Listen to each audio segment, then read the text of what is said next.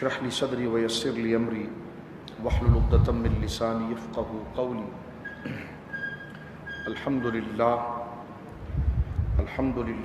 رب العالمين، والصلاة والسلام على أشرف الأنبياء خاتم النبيين سيد المرسلين شفيع المذنبين سيد الأولين والآخرين سيدنا وحبيبنا نبينا وكريمنا ومولانا محمد صلى الله عليه وسلم عبده ورسوله بالهدى ودين الحق أرسله.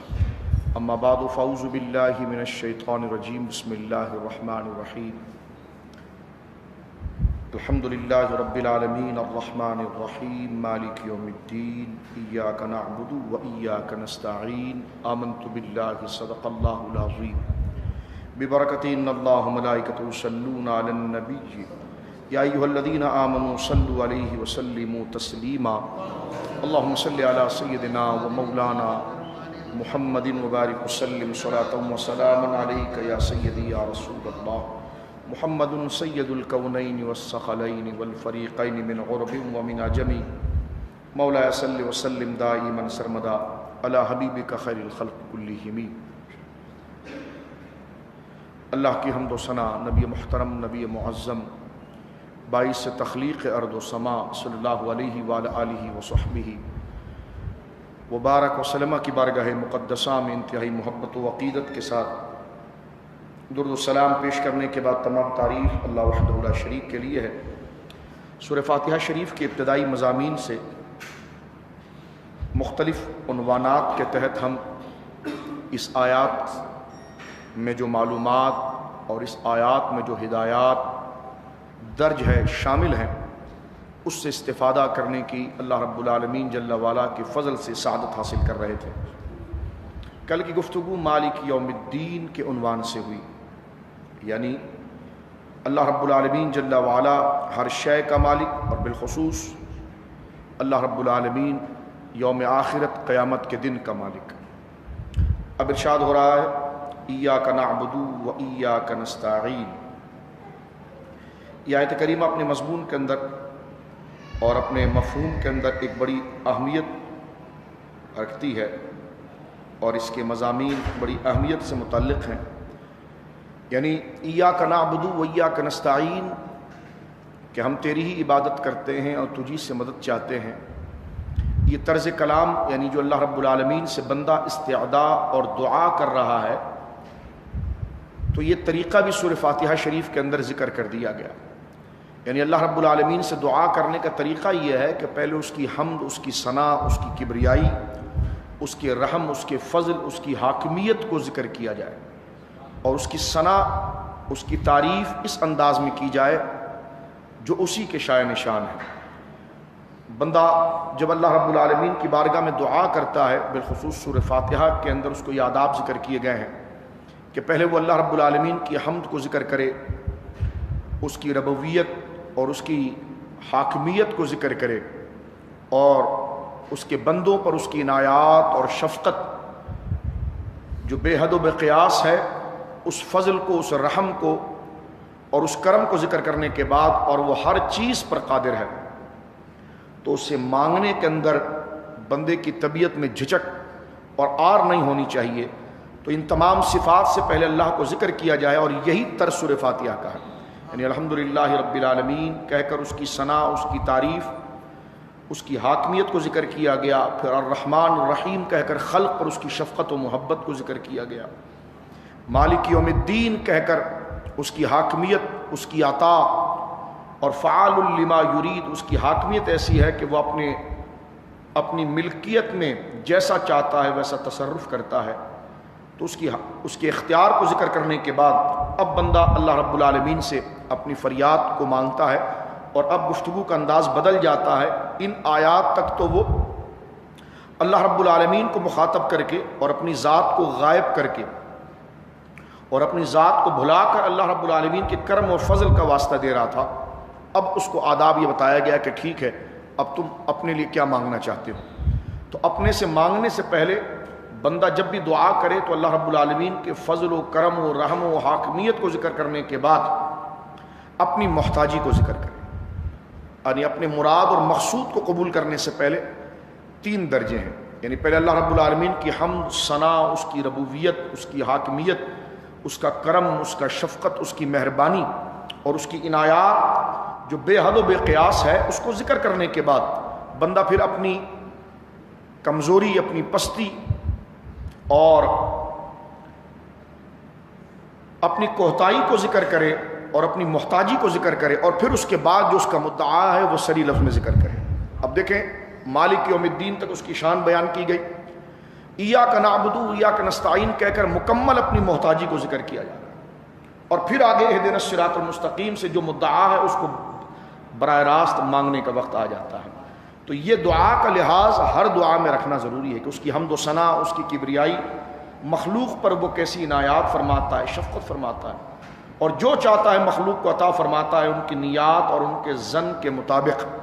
اور پھر بندہ اپنی انکساری کو ذکر کرے. اب انسان مالک یوم الدین تک، یعنی الحمدللہ رب العالمین الرحمن الرحیم مالک یوم الدین تک اپنے آپ کو غائب کیا ہوا ہے، اپنے آپ کو فراموش کیا ہوا ہے، اور صرف اللہ رب العالمین جل وعلا کی حمد و ثنا اور اس کی کبریائی اور حاکمیت کو ذکر کر رہا ہے. اب اپنی محتاجی، اپنی پستی کو ذکر کرتے ہوئے اس بات کا اعتراف کر رہا ہے کہ جب قادر مطلق تو ہی ہے اور تیرا ہی اختیار و تصرف اس عالم کے اندر ہے، اور تو پھر رحیم بھی اور رحمان بھی ہے بندوں پر، تو پھر جب تیری حاکمیت ہے کہ ہر شے کا خالق تو ہے اور تو ہر شے کا مالک ہے، تو پھر میں صمیم قلب سے اور بالکل تسلی اور یقین کے ساتھ یہ کہتا ہوں کہ پھر عبادت کا مستحق بھی تو ہی ہے. ایاک نعبد، پھر عبادت کا مستحق بھی تو ہے. اور جب مالک یوم الدین تو ہے، تو مالک ہے اپنے خلق پر اور اپنی بادشاہی میں جیسا چاہے تصرف کرے، تو وَإِيَّاكَ نَسْتَعِينُ، پھر میں اپنے امور کی تکمیل کے لیے مدد بھی تجھ ہی سے مانگتا ہوں. تو یہ دونوں بنیادی عنوان دعا کے تقاضے کے اندر آ جاتے ہیں کہ جس سے بندہ تقاضا بندگی، اور بالخصوص سورہ فاتحہ شریف بندے کو دعا کے تقاضے بتا دیتا ہے. ریپیٹ پھر نہیں کرتا، بار بار میں کر چکا ہوں کہ کس طریقے سے 3 وہ اس کے درجے ہیں دعا کے اندر کیے جاتے ہیں. ایک بات یہاں پر ایک خاص بات ذکر کر کے ہم آگے بڑھ جانا چاہتے ہیں. ہمارے علماء نے اس بات کو ذکر کیا ہے کہ ایاک نعبد و ایاک نستعین پر پہنچ کر بندہ اپنی حضوری کو پاتا ہے، اور اللہ رب العالمین اس کی توجہ اس کو دیتا ہے کہ تم نے میری حمد و ثنا کو ذکر کر دیا، میرے فضل و انعام کو ذکر کر دیا، اب تم اپنی حیثیت کو بیان کرو. تو وہ یہی کہتا ہے کہ ایاک نعبد، ہم تیری عبادت کرتے ہیں، وَإِيَّاكَ نَسْتَعِينُ، اور ہم تجھ سے مدد چاہتے ہیں. یہ ایک آیت بہت بڑا مضمون رکھتی ہے، اور اس کے کئی کروٹ در کروٹ، پیج در پیج اس کی حکمتیں، اس کے مضامین علماء نے لکھتے چلے گئے ہیں، جس سے بندے کے دل کے اندر توحید کا عرفان پیدا ہوتا ہے، اور اللہ رب العالمین جل وعلا کی یکتائی اور اس کی وحدانیت کی جو چاشنی ہے وہ قلب کے اندر اترتی ہے. اب ایاک نعبد و ایاک نستعین ذکر کرنے کے بعد علماء یہاں پر ذکر کرتے ہیں کہ ایاک نعبد، ہم تیری ہی عبادت کرتے ہیں. تو عبادت پر ایک جملہ یہاں پر آسان تقریباً محدثین نے ذکر کیا ہے، مفسرین نے ذکر کیا، جو میں آپ کی خدمت میں عرض کرنا چاہتا ہوں کہ عبادت کس کو کہتے ہیں. عبادت کا معنی ہماری لغت کی کتابوں میں اور مفسرین نے اس بات کو ذکر کیا ہے، بڑی توجہ سے سنیے، کہ اقصی غایت الخضوع و تذلل، یعنی تعظیم کی انتہائی درجے کا مستحق تو ہی. اقصی انتہائی، اقصی غایت الخضوع و تذلل، یعنی خضوع اور تذلل کی جو انتہا ہے اس کا مستحق تو ہے. تو اقصی غایت الخضوع و تذلل یعنی آسان معنی اس کا کیا ہوا، انتہائی درجے کی تعظیم کا جو مستحق ہے وہ تو ہی ہے، انتہائی درجے کے ادب کا جو مستحق ہے وہ تو ہی ہے، انتہائی درجے کے شکر کا مستحق ہے کہ تو ہی ہے. کیوں کہ تو ہی مالک یوم الدین ہے، تو ہی قادر مطلق ہے، تو ہی رحمان و رحیم ہے، اور تو ہی رب العالمین ہے. اس لیے الحمد کی اس بات کو یہاں پر ذکر کیا گیا عبادت کے اندر، اسی بات کو حمد کے تقاضے کو کہ نعبد، ہم تیری عبادت کرتے ہیں، اور عبادت اسی کو کہتے ہیں کہ انتہائی درجے کی تعظیم کا نام عبادت ہے. اب یہ پیج در پیج مضمون کی طرح توجہ رکھ کے سنتے چلیں. یعنی ہم تیری عبادت کرتے ہیں، عبادت کو سمجھیے. عبادت کا معنی شرعی اعتبار سے یہ ہے کہ انتہائی درجے کی تعظیم ہی کو عبادت کہتے ہیں. علماء عبادت میں ایک مثال دیتے ہیں جیسے سجدہ کرنا. سجدہ جو ہے یہ عبادت کی تعریف کی ایک مثال ہے، کیونکہ نماز میں اللہ رب العالمین کو سجدہ کیا جاتا ہے. تو پھر یہ کہ سجدہ جو ہے وہ عبادت کی مثال ہے. اگر کوئی یہ سمجھے کہ جناب مجھے تعریف سمجھ میں نہیں آئی، عبادت کی مجھے ڈیفینیشن اور تعریف سمجھ میں نہیں آئی، مشکل لگی مجھے کہ انتہائی درجے کی تعظیم و تکریم کا نام عبادت ہے، تو یہ تھوڑا مشکل ہے، اس کی کوئی مثال ہو سکتی ہے؟ ظاہر سی بات ہے، استاد جب کسی فن، کسی شے، کسی خاص اہمیت کی چیز کی جب تعریف اسکول میں یا کالج میں یا کتابوں میں کرتے ہیں، تو اگر طالب علم کو وہ چیز سمجھ میں نہیں آتی تو فوراً اس پر اگزامپل اور مثال لائی جاتی ہے، مثال سے وہ مضمون پورا سمجھ میں آ جاتا ہے. تو تعریف عبادت کی کیا ہے کہ انتہائی درجے کی تعظیم، اس کو عبادت کہتے ہیں. انتہائی لفظ ایک ایک کو ذرا گہرائی سے سمجھیے، کیونکہ تعریف آپ جانتے ہیں کسی چیز کی ڈیفینیشن جب بیان کی جاتی ہے اس کا ایک ایک لفظ بڑا معنی خیز ہوتا ہے. ایک لفظ بھی آپ کو چھوڑ دیں گے تو کئی چیزیں اس کے اندر آ جائیں گی، کیونکہ تعریف کہتے ہی اس کو کہ جو وہی ہو، کوئی دوسرا اس میں نہ آ سکے. اگر کوئی چیز دوسری اس میں داخل آ جائے گی تو وہ چیز اپنی معرفت دے نہیں پائے گی. تو اسی لیے تعریف کے اندر جو جو لفظ اس شے کی کے مقام اور مرتبے اور تعریف کے لیے بیان کیے جاتے ہیں وہ ہر لفظ اپنی جگہ پر موضوع ہوتا ہے. جسے ہمارے علم منطق کے اندر کہتے ہیں کہ جنس اور فصل ملتی ہے تو تعریف بنتی ہے. یعنی تعریف کا ایک گوشہ عام ہوتا ہے اور ایک ہوتا ہے خاص. عام اور خاص کسی چیز میں ملتے ہیں تو تعریف بن جاتی ہے. اب آپ دیکھیے کوئی بھی چیز آپ دیکھ لیجئے تعریف کے مطابق. ایک شخص ہے، اس کا نام عبداللہ ہے. کسی نے بولے عبداللہ کی تعریف کریں تو عبداللہ انسان ہے، یہ اس شخص کی تعریف کریں، آپ فلاں شخص کی تعریف کریں، یہ انسان ہے تو یہ عمومی مفہوم ہے، یہ بھی انسان ہے. اور پھر کہا گیا یہ عبداللہ ہے، یہ خاص. تو اب انسان تو سب ہیں، ایک اس کا عام پہلو بیان کیا جاتا ہے ہمیشہ تعریف میں، پھر ایک خاص پہلو بیان کیا جاتا ہے. خاص پہلو وہ ہوتا ہے کہ جس سے سب نکل جاتے ہیں اور وہ تنہا رہ جاتا ہے. تو اب اس کو ذرا دیکھیے، اقصی غایت الخضوع والتذلل، کہ انتہائی درجے کی تعظیم کا نام عبادت ہے.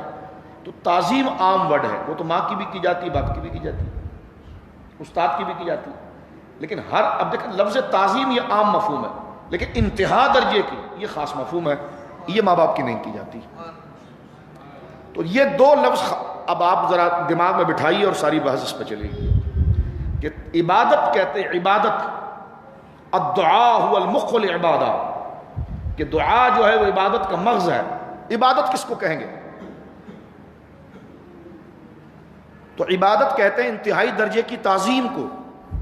اچھا اس کی مثال دیجئے اس کو ذرا آسان کرنے کے لیے. تو جناب اس کی مثال یہ کہ جیسے سجدہ عبادت کی مثال ہے، یعنی انتہائی درجے کی تعظیم، کیونکہ انسان کے اندر سب سے بڑی عزت اور قدر والی چیز اس کی پیشانی ہے، اس کا سر ہے. وہ لے جا کر جب کسی کے آگے جھکا رہا ہے تو اس کی انتہائی درجے کی وہ تعظیم کر رہا ہے. تو تعظیم یعنی عبادت کی جو انتہائی درجے کی جو تعظیم جس کو عبادت کہتے ہیں اس کی مثال سجدہ ہے. تو پھر سوال ہوا تو کہ سجدہ تو ملائکہ نے حضرت آدم کو بھی کیا تھا، بلکہ اللہ کے حکم پر بولا تھا. اللہ نے خود فرمایا وَإِذْ. اب آپ دیکھیں بالکل بات یہ تو درست ہے کہ عبادت کی مثال سجدہ ہی ہے، کیونکہ نماز کا ہر رکن جو ہے وہ عبادت ہے. ہاتھ چھوڑنا عبادت، قومے کی صورت سمیع اللہ لمن حمدہ یہ بھی عبادت، رکوع عبادت، التحیات میں آپ بیٹھ گئے جلسہ عبادت، قعدہ عبادت، قیام عبادت. یعنی نماز کی ہر ہیت، نماز کا ہر رکن یہ عبادت ہی کی تعریف ہے. لیکن آپ دیکھیے کہ ہاتھ چھوڑنا نماز میں عبادت ہے، لیکن دوست کے سامنے ہاتھ چھوڑ کے کھڑا ہونا عبادت نہیں. اب جس کو عبادت کی یعنی تعریف میں جس اسٹائل کو اور جس چلن کو جس کام کو ذکر کیا جا رہا ہے اس کو سمجھنے کی آپ کوشش کیجئے کہ سجدہ جو ہے وہ عبادت کی تعریف ہے، عبادت کی تعریف کی ایک مثال ہے. لیکن اللہ رب العالمین نے خود قرآن کریم میں فرشتوں کو یہ کہا تھا وَإِذْ قُلْنَا لِلْمَلَائِكَةِ اسْجُدُوا لِآدَمَ، کہ ہم نے خود کہا وَإِذْ قُلْنَا، محبوب یاد کرو وقت قلنا جب ہم نے کہا تھا، وَإِذْ یاد کرو، قلنا جب ہم نے کہا تھا، لِلْمَلَائِكَةِ اپنے سارے فرشتوں سے، اسجدوا آرڈر تھا سب سجدہ کرو.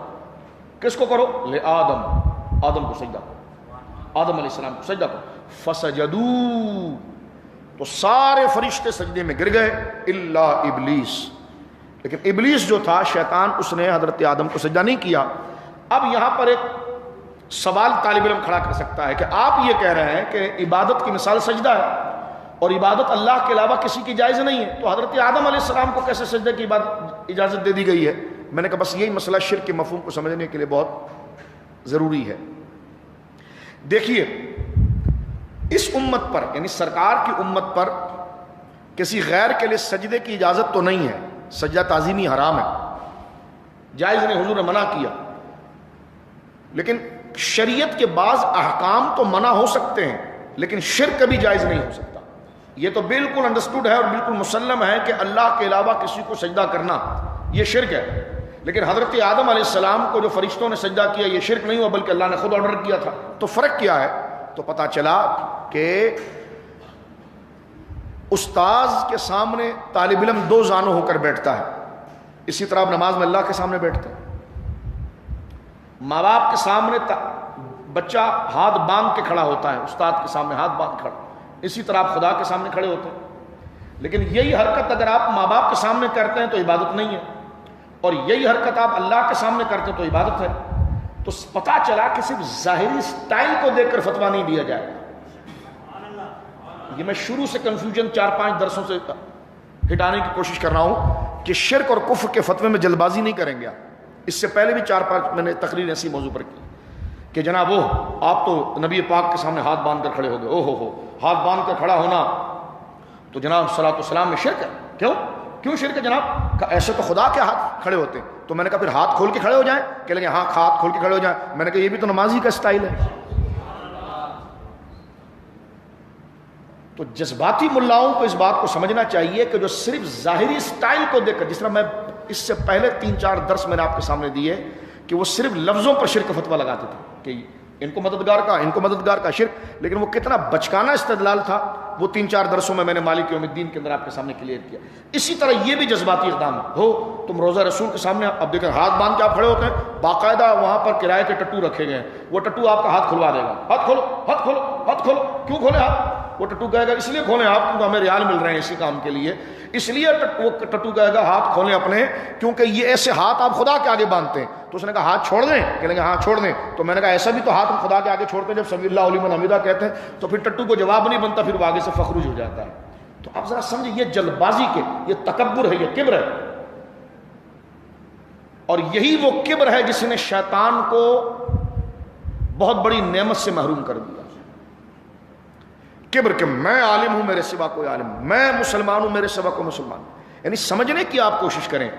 یعنی آپ یہ کہہ رہے ہیں کہ جناب ہاتھ اگر نماز میں باندھا جائے تو بالکل عبادت ہے، کہتے جی سلام میں آپ نے کیوں باندھ لیا؟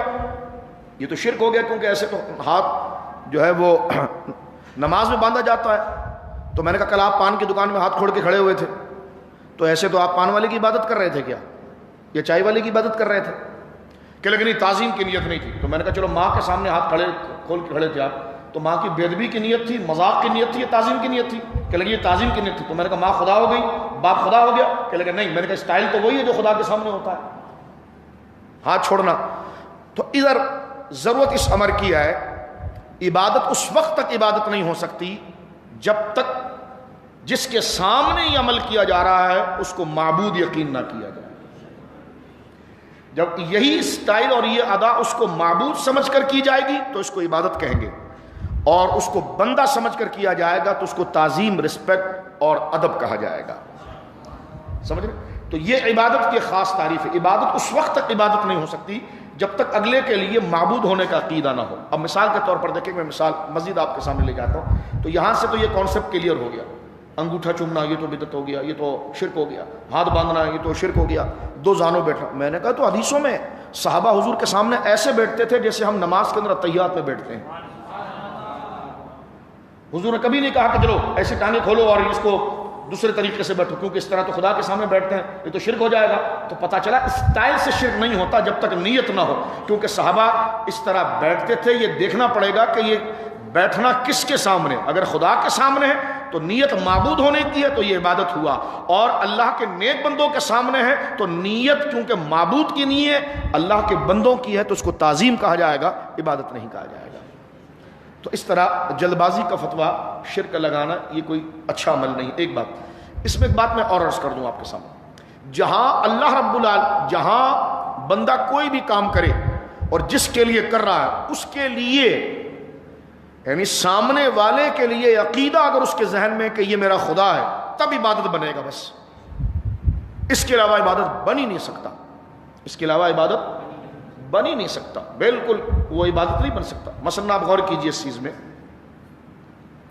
اس سے مسئلہ مزید جو ہے کہ وہ عبادت کی صورت کے اندر کھل کے سامنے آ جاتا ہے، جو میں نے ابھی آپ کی خدمت میں ذکر کیا کہ عبادت اس وقت بنے گا جب آپ اس کے اندر خاص طور پر نیت کو شامل کریں گے۔ مثلا دیکھیں الدعاء ہوا العبادہ، دعا عبادت ہے۔ اب اس معنی کو بگاڑ کر لوگوں کو کافر بنانے کے لیے معاذ اللہ یا ان پر شرک کے فتوے کو جائز قرار دینے کے لیے اس کا بڑا ایک عجیب معنی کیا جاتا ہے۔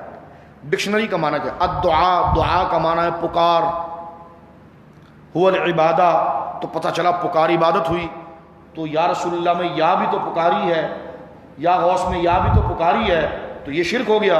کیوں شرک ہو گیا؟ کیونکہ الدعاء هو العبادہ، کیونکہ پکار عبادت ہے۔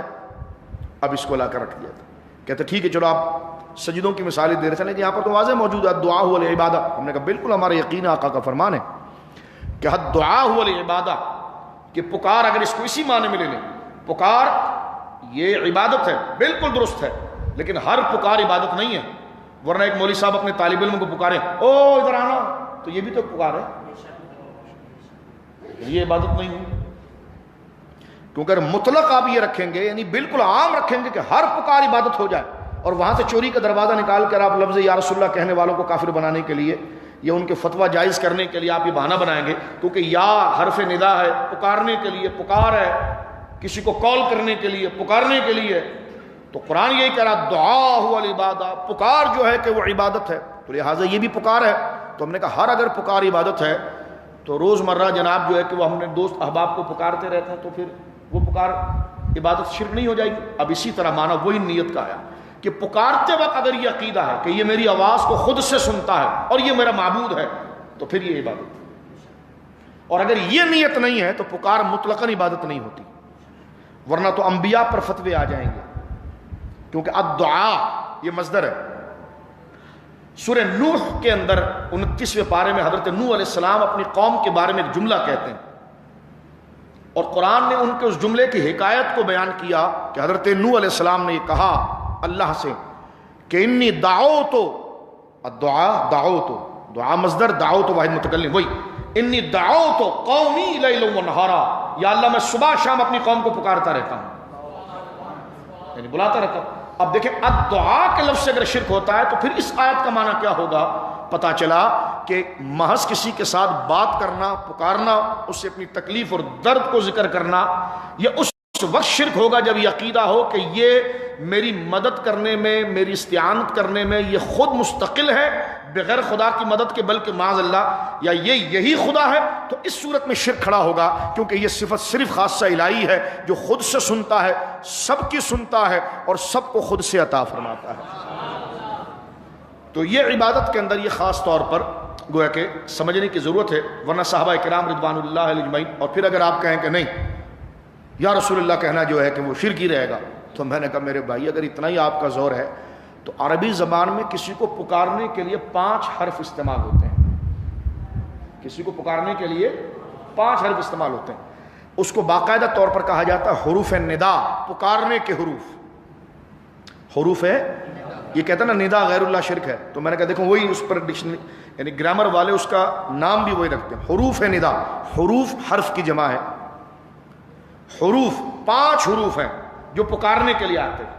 مثلا 5 کیوں ہیں کہ دیکھیے جناب کسی کو آپ قریب سے پکارتے ہوں گے وہ الگ ہو جائیں گے، کسی کو آپ دور سے پکارتے ہیں وہ الگ ہو جائیں گے، تو یہ 5 ہے۔ 5 میں دور 2 حرف جو ہے وہ دور سے پکارنے والوں کے لیے استعمال ہوتے ہیں، اور 2 حرف جو ہیں وہ قریب سے پکارنے والے کے لیے استعمال ہوتے ہیں، اور رہ گیا ایک 5واں، تو وہ عام ہے، قریب والے کے لیے بھی گرامر کے طور پر استعمال کیا جا سکتا ہے، دور والے کے لیے بھی استعمال کیا جا سکتا ہے۔ اب وہ حروف ندا کون سے؟ سب سے پہلے آیا اور حیا، یہ دور سے پکارنے کے لیے، اور ای اور حمزہ مفتوحہ یہ قریب سے پکارنے کے لیے، اور لفظ یا یہ 5واں حروف ندا ہے، یہ عام ہے، یہ قریب کے پکارنے کے لیے بھی آتا ہے، دور سے پکارنے کے لیے بھی آتا ہے۔ اب آپ سمجھ گئے؟ اب آپ سنیے، اگر لفظ یا کو بنیاد بنا کر آپ اپنی تھوڑی علمی سطح کو اوپر کریں گے، کیونکہ آپ اس مضمون کو سمجھیے آپ. میں ان عام باتوں سے کٹ کر تھوڑی اونچی سطح کو لانا چاہوں گا تاکہ عام درسوں سے تھوڑا مختلف انداز ہو اور جو پراپر بات ہے وہ سمجھی جائے علمی سطح کی جو باقاعدہ مدارس کے اندر پڑھائی جاتی ہے جو علمی. اور ان باتوں کو اگر آپ یاد رکھیں گے تو آپ خود عالم ہو جائیں گے کیونکہ انہی اصولوں پر علماء بنتے ہیں, انہی اصولوں پر علماء بنتے ہیں. اب کہنا کہ جی پکار جو ہے وہ شرک ہے تو یا رسول اللہ میں یا جو ہے یہ پکار ہے لہذا شرک ہو گیا. میں نے کہا یا تو اتنا خطرناک نہیں ہے, لیکن یہ ایو جو ہے نا ایوہ النبی میں جو ایو آتا ہے یہ تو آتا ہی اس کے لیے جو بالکل قریب ہو اور یہ ہے بھی ندا کے لیے. میں نے کہا مجھے یہ بتائیے کہ یا کا لفظ ہو جائے شرک اور جبکہ اسی اصول میں ایو بھی حروف ندا ہی ہے اور ہے بھی وہ بالکل قریب کے لیے, تو وہابی صاحب یہ بتائیے اس کے جائز ہونے کی کیا دلیل ہے؟ یہ شرک کیوں نہیں ہوا؟ تو پھر اس پر ایک بہت بڑا پروگرام بنایا جاتا ہے, میں وہ بھی آپ سے ڈسکس کروں کیونکہ اس کے بعد بحث چل ہی نہیں سکتی. مسئلہ کھل گیا کہ آپ نبی پاک صلی اللہ علیہ وسلم کو نماز کی حالت میں بالکل قریب جا کر کہتے ہیں التحیات للہ والصلوات والطیبات, یعنی جامع تعریف کہ ساری بدنی روحانی عبادتوں کا مستحق اللہ ہے. اور جب اللہ رب العالمین کی ثنا کرنے کے بعد ہم بیان کرنے کے بعد جب بارگاہ رسالت میں آپ پہنچتے ہیں تو آپ کہتے ہیں السلام علیکہ ایھا النبی. یہ نہیں کہتے آپ کہ آپ السلام علیکہ کہہ کر آپ یا السلام علی النبی, یہ بھی نہیں کہتے آپ, بلکہ کہتے ہیں السلام علیکہ یعنی آپ پر سلام ہو. کا کی ضمیر بھی مخاطب کی تھی, یعنی علیہ ہی نہیں علیکہ آپ پر, کیونکہ کاف جو ہے وہ خود آپ کے معنی میں, تو اس سے تو خود حاضر کی دلیل تھی, لیکن آگے مزید قریب لایا جاتا ایھا النبی آپ پر سلام ہو اے نبی محترم صلی اللہ علیہ وسلم. میں صرف سمجھانے کے لیے مناظرے کے لیے نہیں, موضوع کو کھولنے کے لیے بات عرض کر رہا ہوں حروف ندا کے تحت. وہ آج کل ایک چیمپئن ہے جامعہ رشید کا, وہ بھی سفید پگڑی پہن کے کہہ رہا ہے یا رسول اللہ کہنا شرک ہے. میں نے کہا پتر ممبر پر چھلانگ مارنا بہت آسان ہے, گراؤنڈ پر نبھانا بہت مشکل ہے. اس اپنے ممبر کہ جناب جنگل میں مور ناچا کس نے دیکھا, تو میں نے کہا یہ بک بک کرنا بہت آسان ہے امت کے خلاف کہ جی یہ شرک ہو گیا, یہ شرک ہو گیا, یہ شرک ہو گیا. تو یہ نماز کے اندر دیکھیے باقاعدہ طور پر ایھا النبی کا لفظ موجود ہے کہ اے نبی, اور یہ ایو یاد رکھ لیجئے گرامر کے حوالے سے. اب نہ کسی آپ کو نہ کسی مدرسے جانے کی ضرورت, نہ کہیں آپ کے ہاتھ میں اسمارٹ موبائل ہے, ابھی آپ ایو لکھیے تو اس کی ساری ڈیفینیشن آپ کو موبائل گوگل بابا بتا دے گا کہ کیا کیا کیا اس کا سب بتا دے گا. تو آپ خود اس وقت بیٹھے بیٹھے ہر چیز کو ریسرچ کر سکتے ہیں, اتنی اپروچ آپ کے ہاتھ میں خود موجود ہے اس وقت. اس سے بڑی میں بات کیا کر سکتا ہوں؟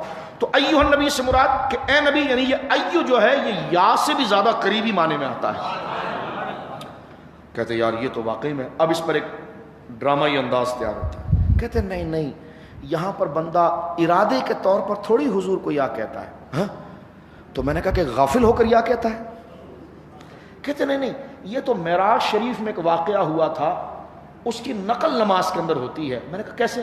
کہتے جب حضور علیہ الصلوۃ والسلام معراج گئے تھے نا تو سرکار علیہ الصلوۃ والسلام نے اللہ کی بارگاہ میں کہا تھا التحیات للہ والصلوات والطیبات, تو اللہ رب العالمین نے جواباً کہا تھا السلام علیکہ ایھا النبی. تو کہتے یہ واقعہ حدیث میں ہے اور یہ معراج میں ہوا تھا, تو ہم نماز میں اسی واقعے کو یاد کر کے, ہمیں نہیں پتا کیا ہوا, بس اس واقعے کو ہم بیان کر رہے ہیں, اسٹوری بیان کر رہے ہیں, ہم اپنے ارادے سے نہیں کہہ رہے ہیں.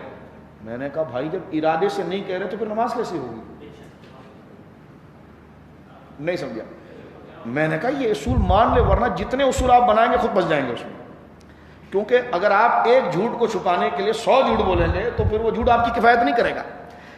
یعنی آپ اعتراض سمجھ رہے ہیں, اس سے بڑا کوئی اعتراض اس پر ہوتا ہی نہیں. یہی ایک اعتراض آخر میں ہوتا ہے کہ دراصل یہ معراج کے واقعے کی حکایت ہے. حکایت سے مراد کیا ہے؟ مثلا آپ دوڑتے ہوئے میرے پاس آئے اور مجھے آپ نے کہا کہ سیلانی چوک پر ایک شخص تھا شاہ صاحب, وہ آپ کو یوں بول رہا تھا, تو میرا کوئی شاگرد یا مرید یا چاہنے والا یا مقتدی آپ کو پکڑے گا نہیں, تو کیا بول رہا ہے؟ میں تو نقل کر رہا ہوں, میں تھوڑی بول رہا ہوں. تو یہ حکایت ہے, یعنی میں نہیں بول رہا, میں تو اس کے قول کو لا رہا ہوں. تو نماز اگر کسی کے قول کو نقل کا نام ہے تو نماز تو خود ارادے سے ہوتی ہے. جب تیرا ارادہ نہیں ہے اور تو حکایتیں نقل کر رہا ہے تو پھر یہ بتائیے یہ تو نے اللہ اکبر کہا یہ حکایتاً کہا یا نیت سے کہا؟ نہیں وہ تو حضور نے اللہ اکبر کہا تھا, مجھے تو نہیں پتا, بس میں نے بھی اللہ اکبر کہا. تو انما الاعمال بالنیات کیا رہے گی؟ نیت تو کہتے ہی وہ ہے نا کہ جس کو آپ خود کرتے ہیں, جس کو آپ کا قصد ہوتا ہے, اور نیت ارادے سے ہوتی. تو پتہ چلا معراج, پہلی بات تو یہ کہ معراج میں یہ واقعہ ہوا, روایت سند سے ثابت نہیں ایک بات, لیکن روایت اگر لے بھی جائے یعنی واقعہ ہو چکا بھی ہو تب بھی اس کو ریپیٹ کرتے ہوئے آپ تنہا تندہ انڈیویجول ہر بندہ الگ الگ رب سے اپنی نیت کو بیان کرتا ہے. اور نیت یہ نہیں کہتا حضور نے اللہ کی تعریف کی تھی, میں تھوڑی کر رہا ہوں, بلکہ وہ خود کہتا تحیات, میں خود تعریف کر رہا ہوں کہ ساری بزرگی کا مستحق تو ہے, اور میں خود یہ کہہ رہا ہوں کہ سلام ہو آپ پر اے نبی. تو یہ ساری چیزیں ارادتاً ہوتی ہے. تو لہٰذا اگر شرک کو بچانے کے لیے صرف ایک جو بہانہ بنایا گیا کہ حکایت ہے, اور میں نے کہا گرامر کے اندر بھی حروف ندا جو ہے وہ انشائیہ ہے, خبریہ نہیں ہے, وہ انشائیہ ہی ہے, خبریہ نہیں ہے. یعنی انشائیہ وہ کام ہوتا ہے جو بندہ اپنے قصد سے کرتا ہے اور اپنے ارادے سے کرتا ہے. اس کی مثال یہ دیتے ہیں, دیکھیں جیسے ہم کسی کو خط لکھتے ہیں تو اس کو خط میں لکھتے ہیں السلام علیکم, جبکہ وہ ہمارے سامنے نہیں ہوتا, جبکہ وہ ہمارے سامنے نہیں ہوتا, ہم اس کو سلام بس اس کی نیت کر کے کر رہے ہوتے ہیں. میں نے کہا یہ ساری اٹکل پچھو باتیں جب چلتی جب اس پر کلام نہ ہوا ہو. محدثین نے یہاں پر ایک نہیں سارے محدثین, بخاری شریف کی جہاں پر سرکار نے یہ درود پاک سکھایا, سرکار نے یہ درود پاک جب سکھایا اور صحابہ نے خود پوچھا کہ حضور ہم آپ پر درود کیسے پڑھیں, تو سرکار دو عالم صلی اللہ علیہ وسلم نے التحیات بھی سکھائی اور درود بھی سکھائی. تو التحیات جب حضور نے سکھایا تو اس کی شرح کرتے ہوئے تمام محدثین نے کہا کہ یہاں پر حکایت اور اجنبیت, کسی فرضی تصور, یہ چیزیں نہیں لائی جائیں گی بلکہ حقیقتاً لائی جائیں گی. بلکہ اس وقت امام غزالی نے یہاں تک لکھا ہے کہ روح مصطفیٰ کریم صلی اللہ علیہ وسلم نے تمہارا احاطہ کیا ہوا اپنے آپ کو بڑھاؤ اور بڑھا کر ان کے حضور میں محسوس کرو, اور یوں سمجھو کہ آپ سرکار کے حضور موجود ہیں اور براہ راست آپ حضور کو سلام پیش کر رہے ہیں.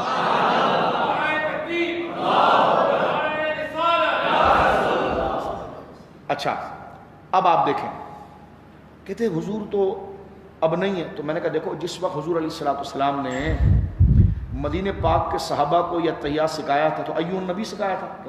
میں نے کہا مصر والا بھی یہی پڑھ رہا تھا, کہنے لگا ایو نبی پڑھ رہا تھا. میں نے کہا حضور تو وہاں نہیں تھے نا. میں نے کہا عراق والا بھی یہی پڑھ رہا تھا, شام والا بھی پڑھ رہا تھا. یعنی اگر آج ہم صرف اس وجہ سے نہیں پڑھیں کہ حضور ہمارے سامنے نہیں, تو مصر والے کے سامنے بھی تو نہیں تھے, لیکن وہاں کے بھی صحابہ پڑھ رہے تھے. اور حضور نے یہ نہیں فرمایا کہ میں مدینے میں ہوں تو جتنے مدینے میں جو صرف جو میری مسجد میں آ گئے ہیں وہ ایھا النبی پڑھیں گے, باقی قباء والے علی النبی پڑھیں گے. یعنی ایھا النبی نہیں, السلام علیک علی النبی پڑھیں گے, کیونکہ وہ غائب کے لیے پڑھیں گے. اور یہ تو ایھا حاضر کا صیغہ ہے, تو جو میری مسجد میں موجود ہے, اور میری مسجد میں بھی وہ جو پہلی صف میں مجھے دیکھ رہا ہے, اور پہلی صف میں بھی وہی جو قریب کے میرے لوگ ہیں, کیونکہ اگلا تو تھوڑے دور ہے نا. تو یہ نہیں فرمائی. تو یہ ساری ڈرامہ بازیاں چھوڑیں آپ. اللہ رب العالمین جل وعلا نے یہ شان نبی پاک کو عطا فرمائی. قرآن کہتا ہے وَيَكُونُ الرَّسُولُ عَلَيْكُمْ شَهِيدًا, کہ ہمارے نبی پاک صلی اللہ علیہ وسلم اپنے امت کے اوپر شہید ہیں. اور شہید کا معنی قربان جاؤں سراج الہند فخر البر صغیر, حضرت شاہ عبدالعزیز محدث دہلوی رحمہ اللہ نے بر صغیر کے سارے فرقوں کی بنیاد وہیں پر پہنچتی ہے. اور آپ اپنی مبارک کتاب تفسیر عزیز شریف میں لکھتے ہیں کہ شہید کا معنی ہے نگہبان, نظر رکھنے والا.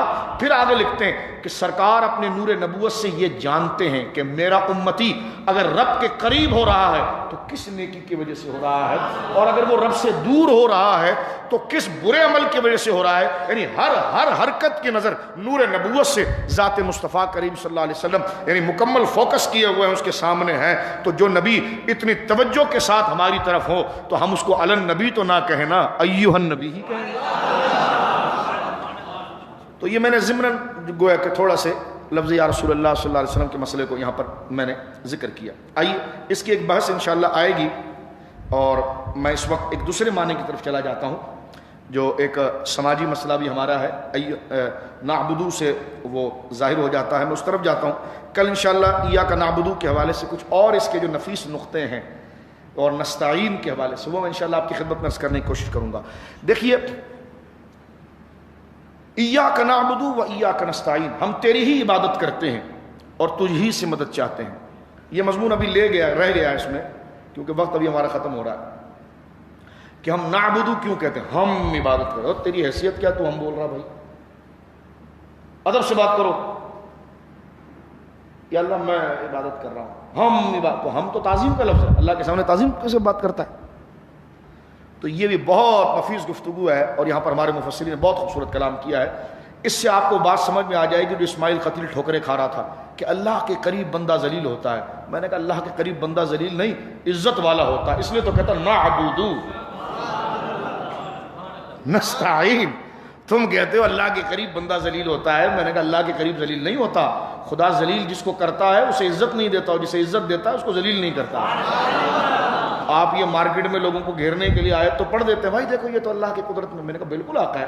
اور کل بھی ہم نے سورہ آل عمران سے آیت نمبر 22 پڑھی کہ وہ تعز من تشاء، اللہ جسے چاہے عزت دے. تو کیا مطلب؟ جسے عزت دے اسے ذلیل نہیں کرتا. وہ تو تذل من تشاء، اور جسے چاہے ذلیل کرے، جسے ذلیل کرے اسے عزت نہیں دیتا. تو ہم تو یہی کہہ رہے ہیں نا کہ انبیاء اللہ کی بارگاہ میں عزت والے. کہنے لگے نہیں اس سے شرک ہو جائے گا. میں نے کہا جو اللہ کہہ رہا ہے ہم جسے چاہتے ہیں عزت دیتے ہیں، تو آپ کے ابا کو دی ہے، انبیاء کو نہیں دی اللہ نے عزت ہے. اصل عزتیں ان کے لیے جو قرآن کہہ رہا ہے وَلِلَّهِ الْعِزَّةُ وَلِرَسُولِهِ، سورہ منافقون، وَلِلَّهِ الْعِزَّةُ وَلِرَسُولِهِ وَلِلْمُؤْمِنِينَ. عزت اللہ ہی کے لیے ہے، اور وہ ظاہر کس سے ہوتی ہے؟ مصطفیٰ ہی کے لیے اور مسلمانوں کی جماعت ہی کے لیے ہے. تو لہذا بندہ اللہ کی بارگاہ میں ذلیل اور کمتر نہیں. ذلیل اور کمتر وہ ہیں، اسفل السافلین میں وہ ہیں، خسارے میں وہ ہیں کہ جو دین کو چھوڑ کر بھاگ گئے. لیکن جو اللہ کے دین اور اللہ کے محبوب بن گئے، الا الذین آمنوا وعملوا الصالحات لہم درجات، وہ ذلیل نہیں، وہ اللہ کی بارگاہ میں قدر والے اور عزت والے ہیں. اس لیے فرمایا ان اکرمکم، تم میں اللہ کی بارگاہ میں سب سے عزت والا کون ہے؟ اتقاکم، جو اللہ کا سب سے زیادہ چاہنے والا ہے.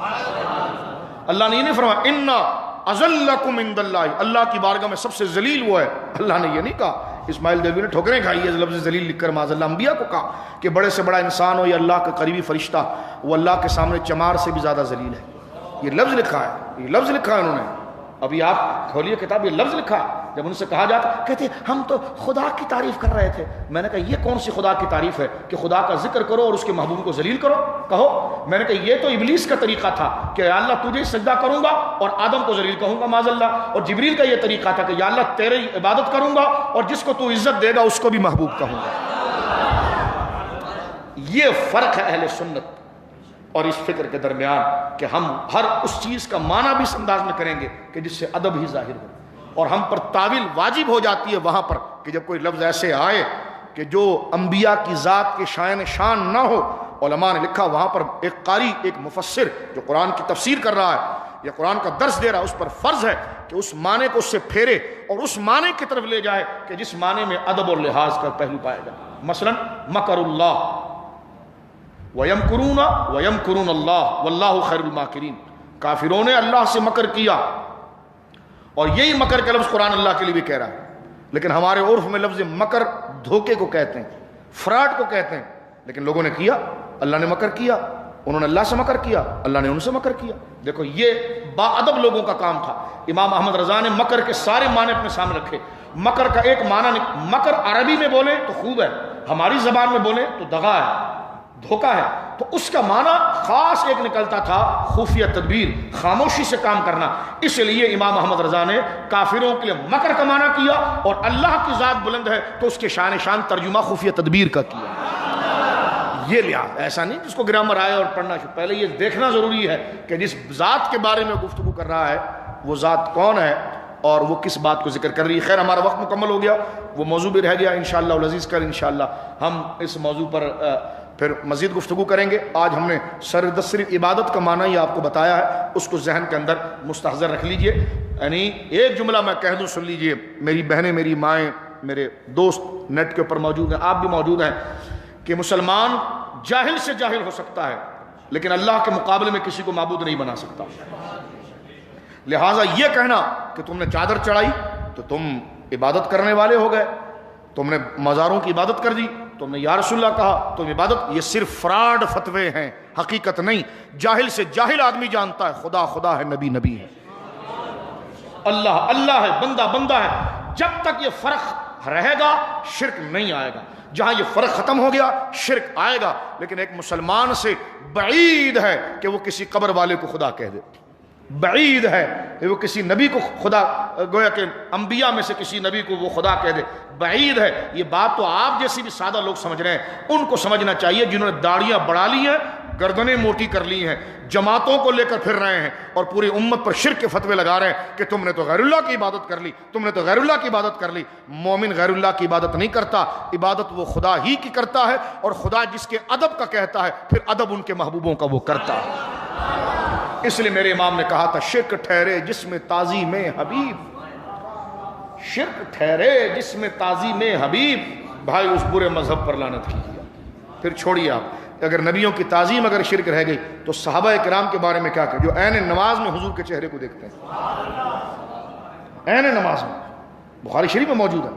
سرکار کی جو آخری نماز تھی, سرکار نے اپنے دروازے سے پردہ ہٹایا, اور صحابہ کرام نے جب دیکھا کہ حضرت ابوبکر مصلی پر نماز پڑھا رہے ہیں, پیر کے دن کی جو آخری فجر کی نماز تھی, اور وہ سرکار نے ایک رکعت حضرت ابوبکر کے پیچھے پڑھی ہے.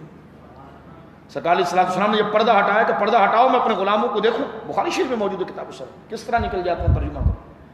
تو یہ جو بات, کیونکہ سرکار کا حجرہ مبارک بائیں طرف ہے, سرکار نے ہر دفعہ دائیں چیز کو قبول کیا, بائیں طرف کیوں ہے؟ لیکن اعلیٰ حضرت فرماتے جب بندہ سینے پر توجہ کرتا ہے تو اس کو سمجھ میں آ جاتا ہے کہ سرکار کا روزہ بائیں طرف کیوں ہے, کیونکہ آپ کا دل بائیں طرف, آپ کا دل بائیں طرف. آپ مسجد نبوی میں جب کھڑے ہوتے ہیں تو دل آپ کا حضور کی جانب ہوتا ہے, سر سوئے حرم جھکا دل سوئے مصطفیٰ, دل کا خدا بھلا کرے یہ نہیں اختیار میں. یہ کوہ شرک, میں نے کہا آگے حدیث سنیے. سرکار دو عالم صلی اللہ علیہ وسلم نے اپنی حیات ظاہری کی آخری نماز جو فجر کی نماز تھی, حضرت ابوبکر صدیق رضی اللہ تعالیٰ مصلی پر نماز پڑھا رہے ہیں. سرکار نے اپنے حجرے میں سے ایک سے کہا کہ ذرا پردہ تو ہٹاؤ, میں اپنے غلاموں کو تو دیکھوں کہ میرے بظاہر پردے کا وقت ہے, ان کی استقامت کو میں دیکھوں. اور بالکل پہلی صف کے ساتھ اللہ اکبر, استوانہ حنانہ اور استوانہ سریر کے درمیان میں وہ حجرہ مقدس جہاں سرکار کا وجہ منیر ہے, سبحان اللہ. استوانہ سریر, جب آپ ریاض الجنہ میں جاتے ہیں تو روح اللہ اکبر, وہ حضرت خلیل ملت نے فرمایا تھا کبھی روزے سے ممبر تک, کبھی ممبر سے روزے تک, یہاں جاؤں وہاں جاؤں اسی حالت میں مر جاؤں.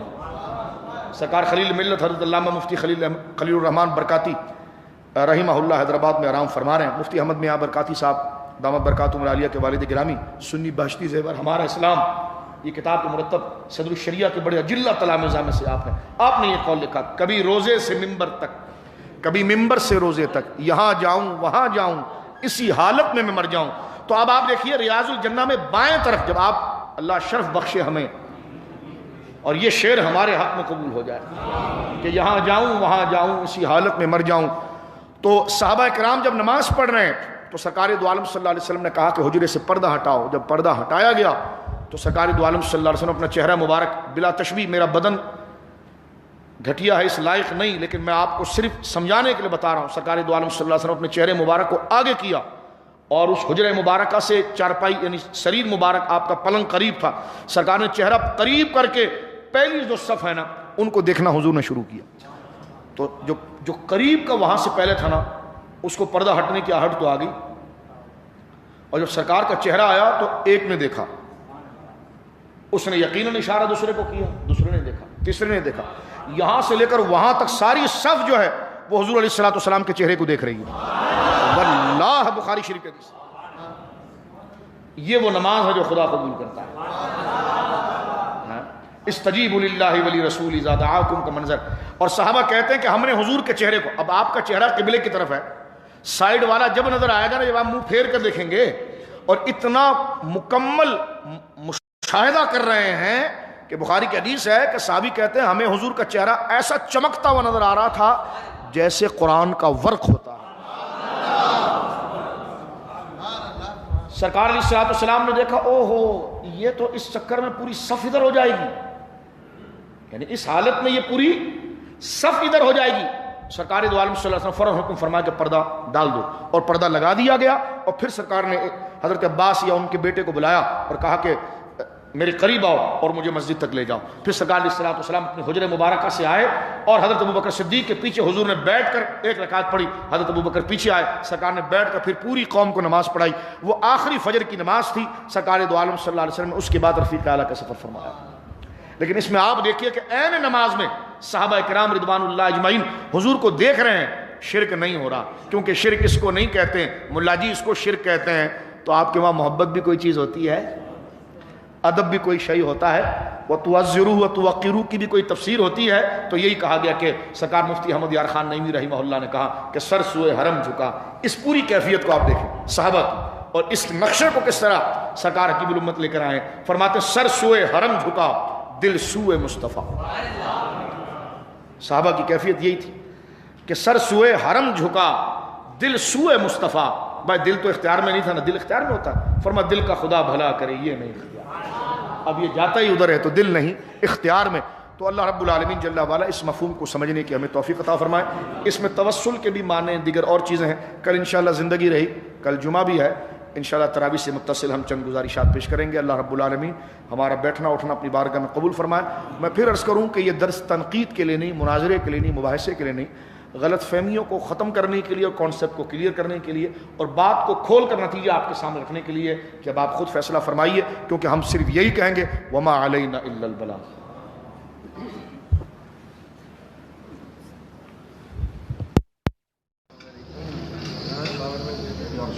السلام علیکم۔ وعلیکم السلام ورحمۃ اللہ۔